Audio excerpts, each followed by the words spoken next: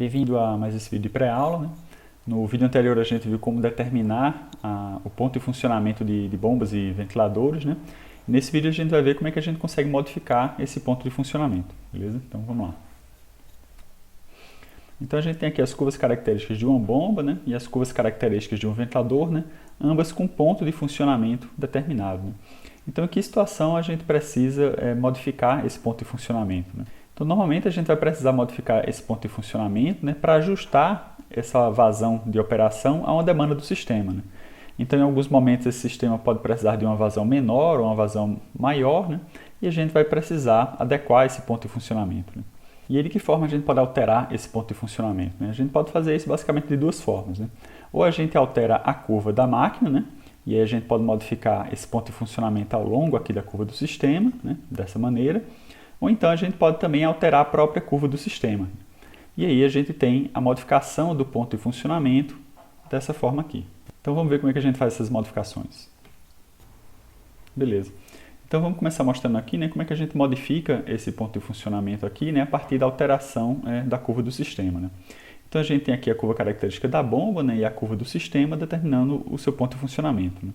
Então vamos supor agora que eu queira modificar esse ponto de funcionamento, né? Eu queira reduzir a vazão de operação dessa bomba nesse sistema.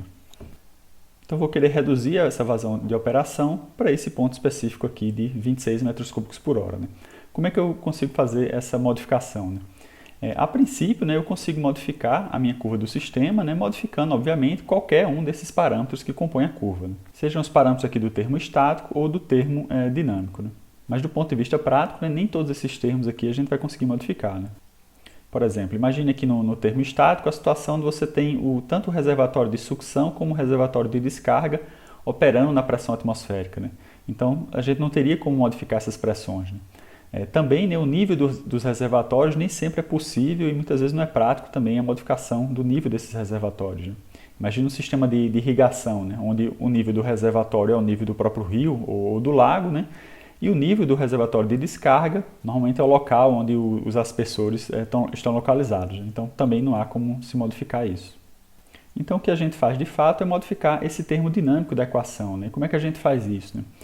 A gente modifica esse termo aqui acrescentando uma perda de carga no sistema. Novamente, né, a princípio, a gente pode acrescentar essa perda de carga no sistema modificando qualquer um desses termos aqui, né?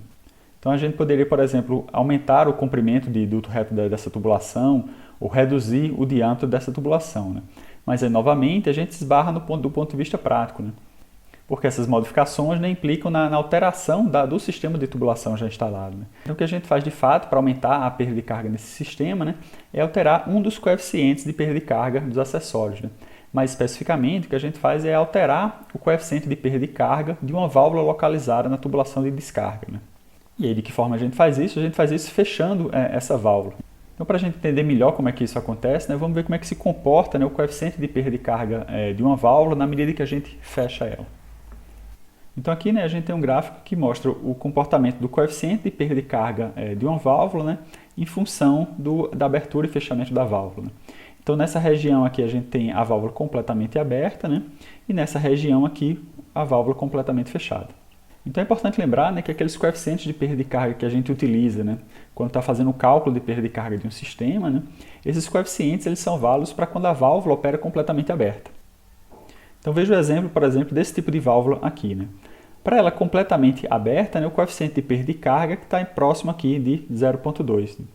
E aí, na medida que a gente fecha essa válvula, né, por exemplo, para um fechamento de 50%, né, esse coeficiente de perda de carga, né, ele já é de 2, ou seja, um aumento de 10 vezes. E se a gente continuar fechando essa válvula, né, e deixar ela só com uma abertura de 10%, né, o coeficiente de perda de carga dessa válvula já é de 100.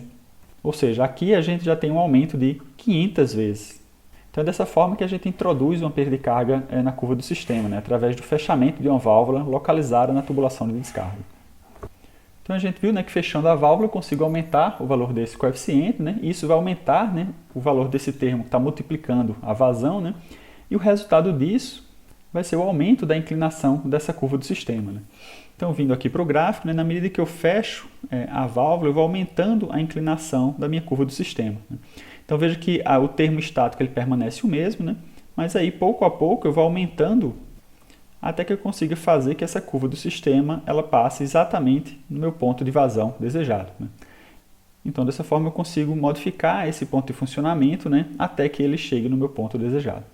Então, essa forma de modificação do ponto de funcionamento, né, ela é uma das mais simples, né, mas a gente tem algumas considerações sobre esse método, né? A primeira delas, né, é que essa válvula ela nunca deve ser fechada na tubulação de sucção, né, sempre na tubulação de descarga, né? Porque uma vez que você fecha essa válvula na sucção, né, você está aumentando a perda de carga no sistema, mas na tubulação de sucção, né? E isso vai fazer com que você reduza o NPCH disponível do sistema, aumentando o risco de cavitação na máquina.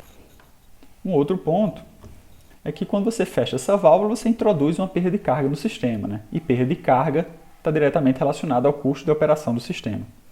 Também deve ser lembrado, né, que esse método ele é interessante quando a gente quer reduzir a vazão de operação do sistema, né? Porque uma vez que esse é o ponto de funcionamento do sistema para a válvula completamente aberta, né, a princípio a gente não teria como reduzir a perda de carga do sistema, né, para deslocar esse ponto de funcionamento nesse sentido aqui da curva, beleza? Vamos ver agora então como é que a gente pode modificar nesse ponto de funcionamento, agora modificando as curvas da máquina. Então existem basicamente duas formas de se alterar esse ponto de funcionamento no sistema, né, a partir da modificação da curva da máquina. A gente pode fazer isso através da modificação da rotação de operação da máquina ou através da modificação do diâmetro do rotor que a máquina está operando.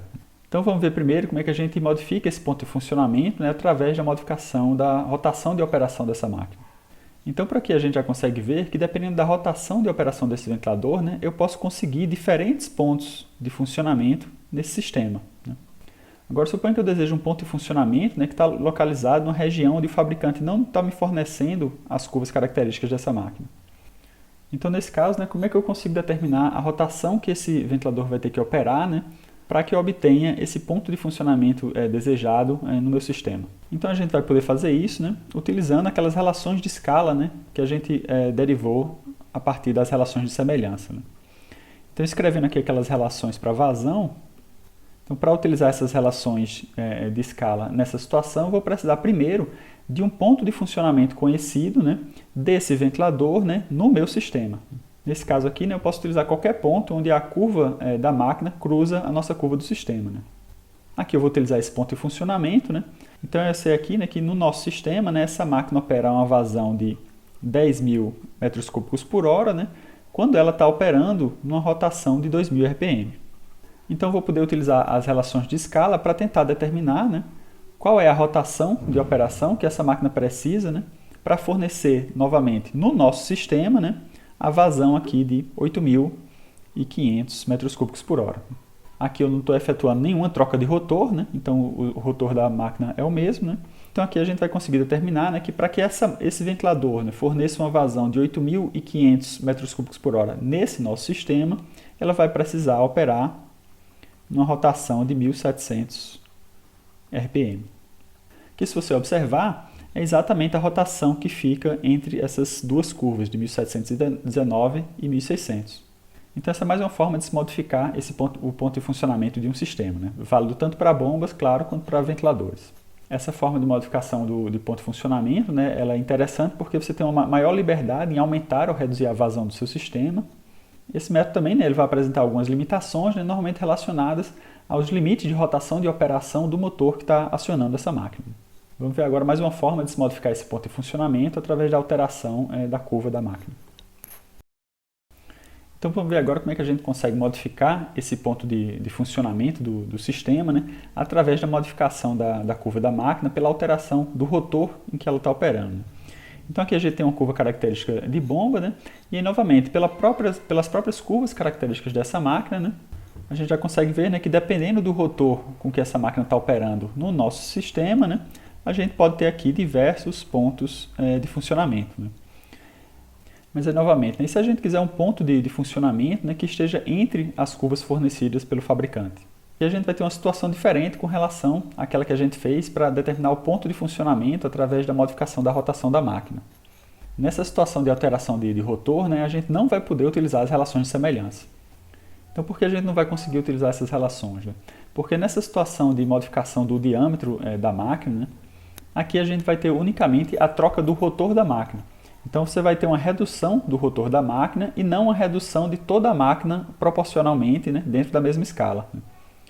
Então, se eu só faço a troca do rotor da máquina, né, eu deixo de ter a minha semelhança geométrica entre essas duas máquinas. Então, nessa situação, né, essa relação de escala aqui, dada pelas relações de semelhança, né, ela deixa de ser válida.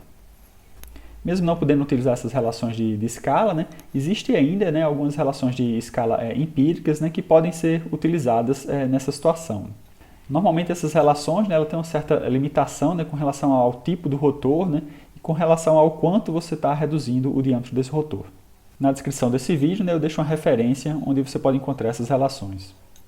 Então, resumindo, né, se eu quiser modificar o ponto de funcionamento da minha máquina através da alteração do diâmetro do rotor, né, é preferível, né, que você utilize as próprias curvas do fabricante, né, para determinar esse novo ponto. Então esse é mais um método que a gente tem e pode ser utilizado em conjunto com os outros métodos, né, para se modificar o ponto de operação de um sistema.